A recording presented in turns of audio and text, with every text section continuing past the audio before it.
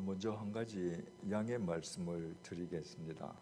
이곳에 도착해서 자동차에서 내릴 때까지 양복 윗돌이 단추가 달려 있었는데 강대상에 오르기 직전에 어디에서 떨어졌는지 단추가 없어졌습니다. 주일 예배 시간에 목사에게 양복은 예복인데 예복의 단추를 채우지 못하고 설교하는 비례를 양해해 주시기 바랍니다. 이 창립주일날 여러분들은 그 어느 때보다도 냉철해지지 않으면 안 됩니다. 여러분, 한번 우리 한국 개신교를 되돌아보십시다. 140년 전에 선교사들이 들어와서 처음 복음을 전하던 그 선교 초기 시대에는 믿지 않는 사람들이 복음을 받아들여서 교회를 이루었겠죠. 그때를 제외하고 지나간 세월 동안에 SBS 보도의 최근 보도에 의하면 지금 현재 남한 땅에 개신교회가 8만 개가 있는데 이 8만 개가 어떻게 개척되고 창립되었겠습니까? 대부분은 어느 교회인가 다니던 교인들이 나와서 세우지 않았겠습니까? 안 믿는 사람들이 모여서 교회가 된다는 건 있을 수 없는 일이지 않습니까? 그러니까 대한민국의 8만 개 교회 거의 절대 다수는 어느 교회인가 다니던 분들이 이런저런 이유로 정말 주님이 주인이신 교회 우리 한번 만들어서 섬기자. 정말 참된 교회 우리 만들어서 우리가 주님께 영광 돌리자. 그런 마음으로 세운 교회가 지금 8만 개입니다. 그런데 어떻습니까? 한때 개신교인 1200만 명이라고 한국 교회가 공공연하게 자랑을 했습니다. 지금 각 교단들이 발표하는 교인 숫자를 다 합쳐도 그때의 반토막 아래입니다. 청년들이 교회를 떠난 것은 이미 오래전입니다. 수많은 교회에 교회 학교가 없습니다.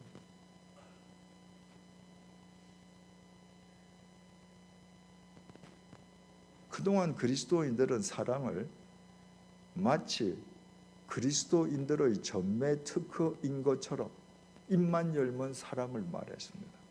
그런데 정말 사랑하는 그리스도인들을 여러분 만나보신 적 있습니까? 힘듭니다. 사랑은 교회 안에서 구호로서만 존재할 뿐 내 몸과 마음을 사랑의 제물로 내어놓는 그리스도인들은 볼 수 없습니다. 여러분, 예수를 믿으라고 그래야 구원 얻는다고 믿음을 강조합니다. 여러분, 믿음이 뭔지 아십니까? 제가 지금까지 교인들이나 젊은 목사님들에게 믿음이 뭐죠? 라고 물어서 믿음은 이겁니다 라고 자신 있게 대답하는 사람을 저는 거의 보지 못했습니다. 오늘 이 예배를 드리기 위해서 부산신학교로 자동차를 타고 오는데 부처님 오신 날을 기념하기 위해서 그 길에 연등들이 걸려 있습니다. 그 연등에 쓰여 있는 글씨 보셨습니까? 소원성취. 여러분, 부처님은 이 세상은 다 무라 그랬습니다. 이거 다 없는 거라고 그랬습니다. 아무것도 없는 무인데 우리가 있는 것처럼 착각하는 데서 인간의 모든 고통이 유래한다고 했습니다. 부처님을 믿는다면 그걸 믿는 거예요. 무를 믿는다는 불교 신자들이 연등에 소원성취를 씁니다. 무를 믿어야 되는데 무슨 소원을 성취하겠다는 거예요? 그건 다 유입니다. 그리스도인들이 예수를 믿는다는 것은 주님의 말씀 진리 앞에서 나를 부인하는 겁니다. 하루하루 나를 버리는 겁니다. 오늘날 믿음은 어떻습니까? 내 욕망을 위해서 주님의 이름을 부르고 있지 않습니까? 저 소원 성취와 똑같습니다. 그러니 교회가 세상의 조롱거리로 전락했습니다. 여러분, 홍수가 나면 온 사방이 물천지인데 정작 마실 물이 없습니다. 갈증으로 사람들이 죽어갑니다. 온 사방의 교회 천지인데 사람들은 단일 교회가 없다고 한탄합니다. 목사들 없는 곳이 없는데 사람들은 믿을 목사가 없다고 가슴을 칩니다. 그럼 어떻습니까, 여러분? 오늘 이렇게 감격 속에서 창립되는 소명교회 역시 얼마 지나지 않아서 그런 전철을 밟지 않으리라는 보장이 있습니까? 우리가 모르면 모르되 오늘 교회가 그렇게 되어 간다는 사실을 알았으면 소명교회는 절대 그렇게 되지 않도록 우리가 이 시간부터 우리의 첫 단추를 분명하게 꿰어야 되지 않겠습니까? 그러기 위해서는 반드시 두 가지 사실을 염두에 두셔야 합니다. 첫 번째로 이전 교회와의 결별이 분노, 증오심, 적개심의 산물이어서는 안 됩니다. 만약에 이전 교회와의 결별이 분노와 증오심과 적개심의 산물이라면 지금 이 교회의 토대가 분노와 증오와 적개심입니다. 이 교회 속에 성령님의 역사가 있을 수 있겠습니까? 바로 이전 교회와의 결별을 주님께서 당신의 서러운 섭리를 위해 여러분들을 쓰시기 위해 여러분들을 불러내신 주님의 은혜로 승화시키십시오. 그러기 위해서는 여러분은 지금부터 이전 교회를 미워하시면 안 됩니다. 사람을 절대로 미워하시면 안 됩니다. 오히려 그 교회와 결별되어 새로운 도구로 사용하시는 주님께 감사하면서 이 교회가 시작되어야 합니다. 여러분들이 새로운 섭리를 위한 도구가 되게끔 여러분들이 그 교회에서 떠나지 않을 수 없도록 해준 그 교회 교인들에게 감사해야 합니다. 그때 이 교회는 주님이 주인이 되시고 주님 역사의 통로가 될 것입니다. 두 번째 유념하셔야 할 것은 지금 여러분들 각자 마음속에 있는 소명교회를 위한 여러분 개개인의 그림을 찢어버려야 합니다. 오늘 창립 예배인데 많은 분들이 참여하셨습니다. 창립 예배에 교인들이 참석하시면 그분들은 소위 말하는 한국교회에서 말하는 창립 멤버들입니다. 창립 멤버가 많은 교회치고 얼마 지나지 않아서 분란에 휩싸이지 않는 교회가 드뭅니다. 이유는 간단합니다.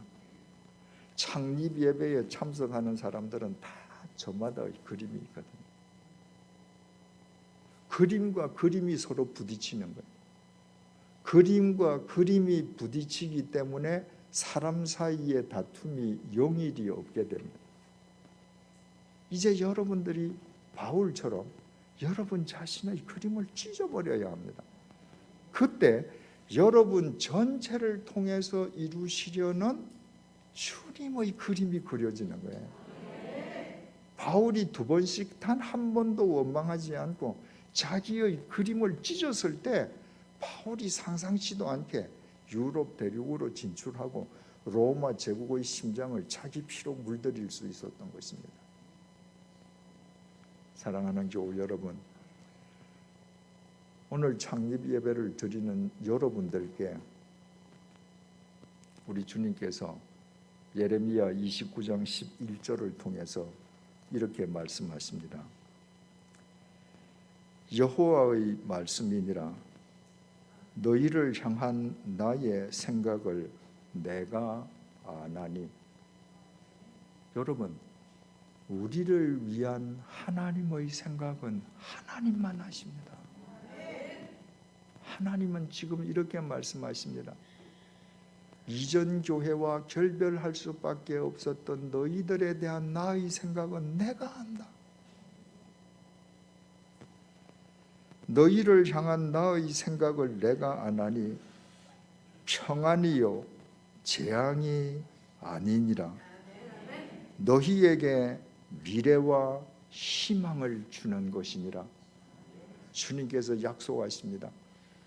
여러분들로 하여금 이전 교회와 결별하게 하신 것은 여러분들의 범죄로 인한 재앙이 아니라고, 여러분들에게 새로운 평안, 새로운 미래, 새로운 희망을 주시기 위함이라고, 바꾸어 말해 여러분을 틀어 새로운 역사를 이루시기 위함이라고 주님께서 약속하십니다.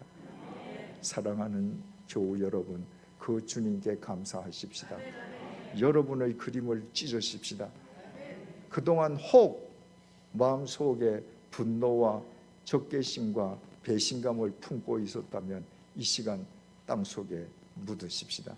그리고 하나님과 사람들에게 감사함으로 오늘을 시작하십시다. 그때 아시아 대륙에 있던 바울 한 사람을 들어 유럽 대륙과 로마 제국 인류의 역사를 새롭게 하신 하나님께서 부산에 있는 소망교회를 들어 한국교회와 대한민국 그리고 인류의 역사를 새롭게 하실 것입니다. 기도하시겠습니다.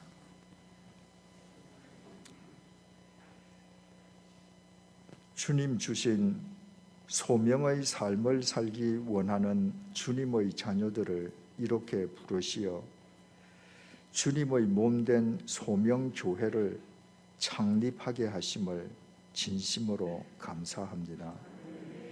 이전 교회와의 결별이 재앙이 아니라 새로운 평안 그리고 새로운 미래와 희망을 주시려는 주님의 섭리임을 알게 하시니 감사합니다. 어떤 경우에도 사람을 미워하지 말게 해 주십시오. 오직 주님께 감사하는 마음으로 교회에 대한 각자의 그림을 버리고 모두를 통해 이루시려는 주님의 그림을 헤아리고 분별하는 영안을 지니게 해 주십시오. 그리하여 지금 이 자리에 머리 숙인 주님의 종들이 한국 교회와 대한민국의 미래를, 인류의 역사를 새롭게 하는 주님의 통로로 아름답게 쓰임받게 해 주십시오. 지금부터 영원토록 소망교회의 주인 되시는 예수 그리스도의 이름으로 기도드립니다. 아멘.